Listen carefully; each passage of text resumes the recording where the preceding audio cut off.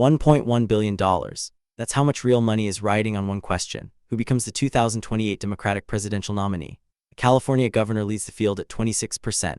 But here's the part nobody's talking about: in the last 40 years, the early frontrunner won the Democratic nomination less than half the time. I went through the data, and the market might be dramatically overpaying for name recognition. Here's what I found. So what exactly is this market? On Polymarket, traders buy yes or no tokens on individual candidates. If Gavin Newsom becomes the Democratic nominee, anyone holding his yes tokens gets paid $1 each.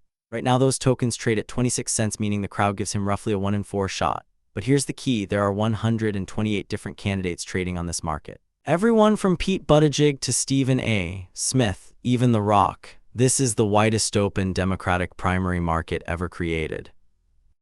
So why is Newsom at 26% while the rest of the field is in single digits? Two things. First, he's the most visible Democrat opposing Trump right now. His podcast battles with right-wing hosts went viral. New Hampshire primary polls show him leading. Second, name recognition drives early markets. In 2003, a retired general named Wesley Clark led the Democratic primary polls at 12%. He came in fifth. In 2007, Hillary Clinton led at 36%. She lost to Obama. The early leader advantage, historically, it's smaller than people think. Let me show you the full field right now because the numbers tell a story. Newsom at 26, AOC at 8, Kamala Harris at 7.5. John Ossoff surged to 5.4, up from 3% a month ago. Pete Buttigieg at 4, Josh Shapiro at 3.6. And then a long tail of governors, senators, and Jon Stewart at 2%. Yes, that Jon Stewart. The field is deep, and none of them have broken away from the pack except Newsom. But that 26%, that's barely a quarter. 3/4 of traders are betting on someone else. Now here's where it gets really interesting. The bull case for Newsom, and it's strong. He's raised more money than any other Democrat. He's been battle-tested in the Trumpier media environment. The poll shows him beating J.D. Vance head-to-head, 33 to 36, within the margin of error but competitive. And governors have won the Democratic nomination 3 out of the last 4 competitive primaries. Being a sitting governor is the strongest historical predictor. But wait, here's the bear case nobody wants to hear.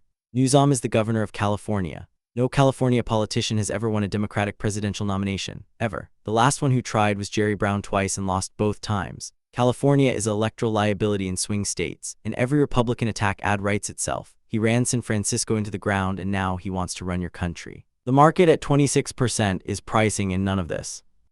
And then there's the X factor, the candidate nobody expects. Jon Ossoff. A month ago he was at 3%, today he's at 5.4. His 24-hour trading volume hit $600,000 yesterday. That's more than Newsom, Ayoc, and Buttigieg combined. Why? He's the youngest senator in the country. He represents Georgia, a swing state that Democrats need to win. And his Mar-a-Lago criticism went viral. AOC beat Vance in a hypothetical matchup, 51 to 49, winning back Hispanic and young voters that Trump captured. The progressive lane is real, and the market is barely pricing it. Let me put this in historical context. I pulled the data on every Democratic primary since 1972. The early frontrunner, meaning the leader in polls 8 months before the first primary, won the nomination only 7 out of 16 times. That's a 44% base rate. Newsom at 26% is below even the historical frontrunner average. The market is saying this is more likely than history suggests. But history also says the eventual winner often isn't even polling in the top 3 at this stage. Jimmy Carter was at 1%, Bill Clinton was at 3%, Obama was third behind Clinton and Edwards. And here's the part that gets me. There's a second whale in the water: Kamala Harris. After signaling interest in another White House run on April 10th, her probability jumped nearly 3 points in a week. She leads most national primary polls, but Polymarket has her at just 7.5. The gap between polls and prediction markets is huge. National polls have Harris first or second. The market has her third. Something doesn't add up, and whoever figures out which one is wrong first is going to make money. And then you've got the wild cards. Jon Stewart at 2% with $320,000 in 24-hour volume. That's not a joke bet. Stephen A. Smith at 1% with $19 million in total volume. Michelle Obama at 1% with $23 million. Even Chelsea Clinton is trading at 1% with $48 million in lifetime volume.